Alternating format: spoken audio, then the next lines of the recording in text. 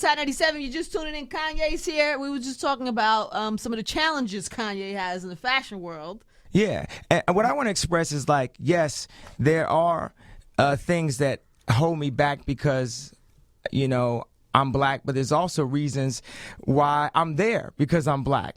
You know, they need a token. But since I'm the token, I'm going to spend my token and take the train all the way home. Because you're the Tupac of clothing. Yeah, because I'm going to use every bit. I'm going to wear tight jeans like a white boy and a big chain like super hip hop. I'm going to mix, like when we brought Mos Def and, you know, to the studio with Jay-Z. That was unheard of. Rawkus was over here.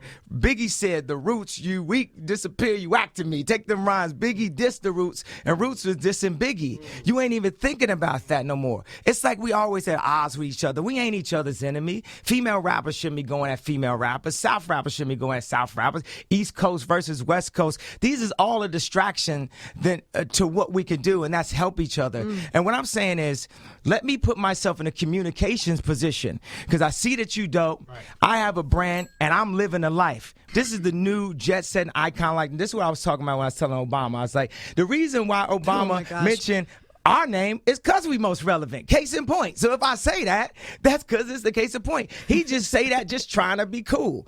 Obama was supposed to be the coolest person on the planet. Now I got to say our names to be cool. It's like a feature. We featured in his interviews right now. They need a feature from us to get relevance. You haven't gotten you haven't gotten that call in the middle of the night yet? What call? You know that call that like, stop talking about the president call? I always think that comes when people talk about the president. You know that like. Sometimes I think about that at night, but you know, it don't matter because it's still all a distraction, and that's all they need and want. It's just a distraction. This is what you think. Your brain probably goes all the time. Do you ever? Yeah. Do you ever like settle down? My girl had set me up with this meeting with Deepak Chopra because at a certain point I was getting like kind of stressed about a bunch of things before I closed my deal with ADIDAS. And the next day I was sitting with my girl in the bed. And I said, baby, you know what calms me down the most? Success. You can't meditate me out of my ideas. You felt like you was trying to be sedated? Oh, you can't sedate me. What calms me down is success. But is this ever, because you probably have this all day. You probably having discussions about these type of things all day.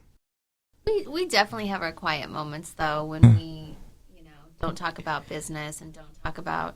You had to send Deepak over there. That means it doesn't stop. Oh my God! Last night at the show, you told a story about writing a poem to Kim, and then it becoming "Lost in the World," right? Yeah, that was the song, and that you wrote the poem on the email, sent it out to the world. I mean, sent it to her, and then put it over the beat. Right? Is that what happened? Yeah. Super sweet, super cute. But then I felt like your timing. I don't think people realize how long you two have been having this little like love affair. I loved her from the first day I saw her, which I said on Bound. I don't remember when that was. I don't know. But you don't want to go on record with you. It's a blur. Because I remember seeing pictures with her and Paris Hilton in Australia, and I came to Don C. I was like, man, have you ever seen Kim Kardashian? Yeah. What's up with Kim Kardashian? So you knew that she was the one. Oh yeah, 100%.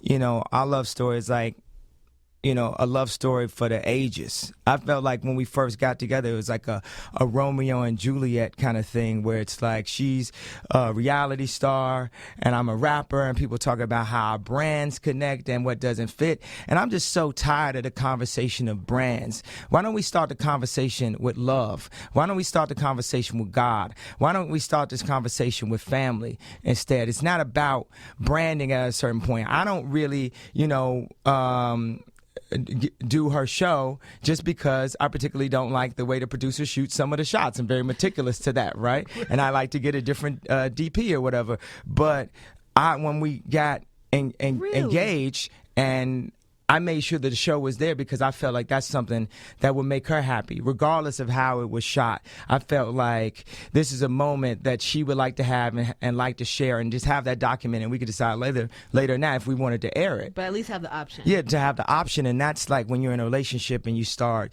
making sacrifices of what you think is cool or what's not cool, and you just let go. And I just completely let go to her, and she let go. She lets go to me, and we're stronger because of it. I could totally see that. I feel like she brightens you up and makes you more open, and you kind of have like. No, she turned. No, remember she turned up on Kate. What's her girl name that tried to dish you? I love when she does that. Katie Couric.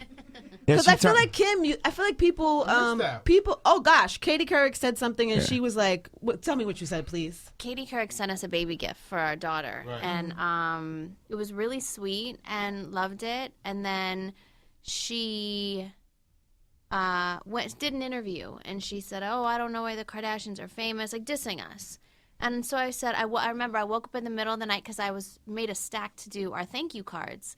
And I found her note with the baby gift, and I took a picture of it, and I said, "Babe, what do you think? Should I Instagram this and say, something crazy, like blast her for fake being nice?" She probably, He like, "Yeah, babe, do it." Wanted us on the show. He egged you on. I just wanted to make the card symmetrical in the Instagram picture because I hate. Oh my God. I hate asymmetry. But it was her idea because I don't know what though? Yeah, that rubbed off on Kim because last night we were at the show and I was Instagramming a shot of you during Jesus Walk. So I'm taking a picture of the stage and I thought Kim was already off doing something. And as I'm taking the picture, I feel her little hand go like this.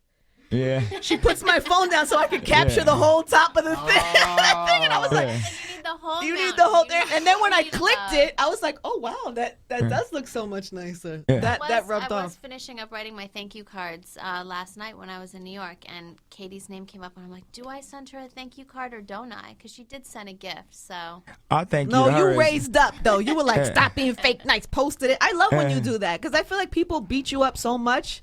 Sometimes you gotta stand up. Sometimes you gotta stand. I love when friends. I'm not into it. I love when no new friends, no new friends, no new friends. No.